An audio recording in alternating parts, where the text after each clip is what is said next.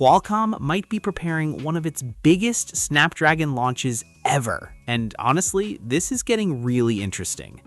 According to a new leak, the upcoming Snapdragon 8 Elite Gen 6 Pro may not come in just one version. Instead, Qualcomm could be giving phone makers up to 6 different sample versions to choose from. Now, why does that matter? Because not every company wants to build a super expensive flagship phone. Some brands want maximum performance, while others want to keep costs lower. So Qualcomm may be giving them different options instead of forcing everyone to buy the exact same chip. Looking at the leaked information, all 6 samples appear to use the same board and support both sub-6 GHz and millimeter wave 5G. But the biggest difference is memory support. Some versions support the newer LPDDR6 RAM, while others support LPDDR5X RAM. If you're wondering what that means, think of LPDDR6 as the newer and faster technology. It should help phones handle heavy games, multitasking, AI features, and future apps even better. LPDDR5X is still very fast, but LPDDR6 is the next step forward. This means phone makers could have a choice. Want the absolute best flagship possible? Use the LPDDR6 version. Want to save money and still get flagship performance? Use the LPDDR5X version.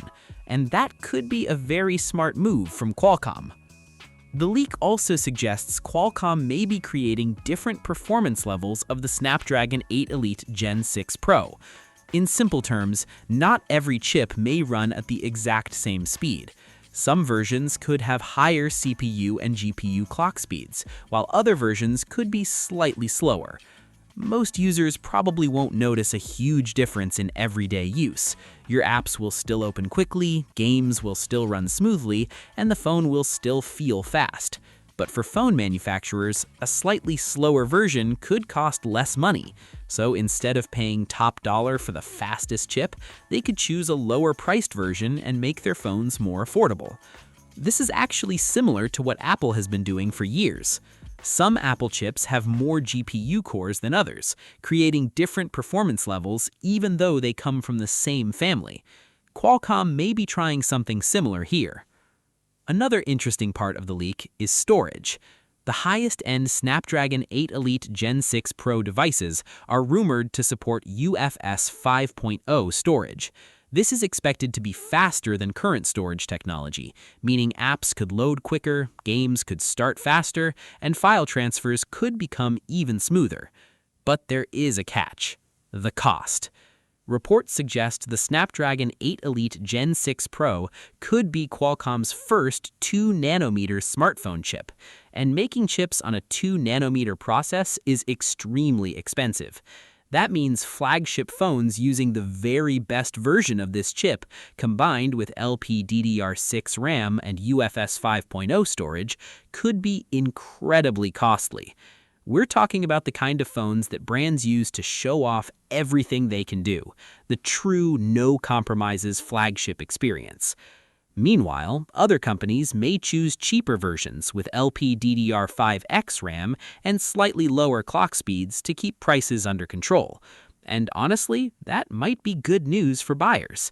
Instead of every flagship becoming crazy expensive, brands could choose different Snapdragon versions based on their budget and target audience. What's really exciting is that Qualcomm may end up with a huge chipset lineup this year. We're already hearing rumors about multiple Snapdragon options, including older flagship chips staying on the market alongside the new generation. That would give smartphone companies more flexibility than ever before. At the end of the day, none of this is officially confirmed yet. These are still leaks and test samples, so things can change before launch. But if this information turns out to be true, the Snapdragon 8 Elite Gen 6 Pro could be one of the most customizable flagship chips Qualcomm has ever made. Some phones could focus on raw speed, some could focus on lower prices, some could focus on the latest memory and storage technology, and all of them could still carry the Snapdragon 8 Elite Gen 6 name. The big question now is whether these different versions will create better value for buyers, or just make the Snapdragon lineup more confusing.